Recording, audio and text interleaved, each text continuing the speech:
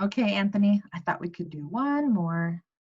This one is called stone soup. I'm putting my face on this one, even though I just did a workout. I did some weights and I did some walking, so I was all sweaty and I had to take a shower. So I'm all scrubbed and clean. This one's called stone soup. Once upon a time, a young man was lost in a thick forest. He walked along the forest path, trying to find the way home. He felt very hungry and thirsty. Suddenly, he saw a small house through the trees. He hurried to the door and knocked loudly.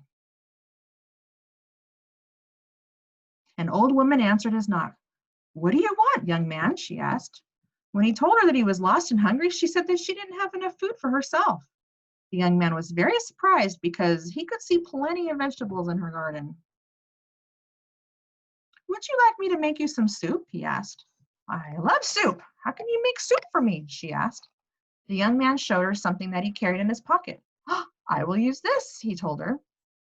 "But that's just a stone," she said in surprise. "No, it's a special stone called a soup stone," he told her. "If you put a pot of water on your stove, I'll cook you some delicious soup." Is he pulling a trick on her? As soon as the stone was rattling in the pot of boiling water, the young man got a spoon to taste the soup. Is it ready yet?" asked the old woman. "It's very nice, but I wish I had a carrot to put in it," he said. "Oh, I have a few carrots," said the old woman. She hurried to her garden to get them.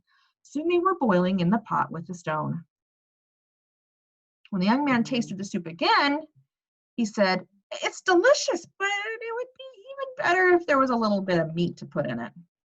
"Oh, I've got a tasty piece of meat in the kitchen," she said. Soon the meat was boiling in the pot.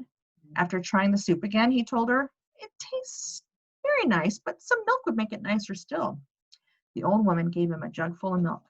"Here's some milk and here's a little bit of salt too," she said. Looks like she's getting into it now, isn't she? "Is the soup ready yet?" asked the old woman. "It's nearly ready, but I wish I had some peas to put in it," said the young man. She went out to the garden and picked some peas. "I found a few potatoes and some corn too," she said when she came back. The old woman put 2 bowls and 2 spoons on the table. "That soup smells really delicious," she told him. "We'll eat a bit of bread with it." "Now it's a full-on meal, isn't it?" "Now it's ready," said the young man. They sat down together at the table to eat the delicious soup. "I didn't know that you can make soup from a stone," said the old woman. "If only I had a special stone soup like yours, I'd never be hungry again."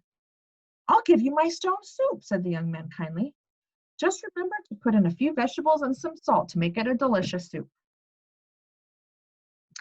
"I must go home and see my family now," said the young man. The old woman showed him the best path to follow. "Thank you for the soup stone," she said. "Goodbye." The young man smiled as he picked up another stone and put it in his pocket. "Good luck," he called. I have a feeling that stone wasn't very special, but the old woman thought it was pretty special, didn't she? The bottom line is the young man was able to get some of that food out of her garden, wasn't he?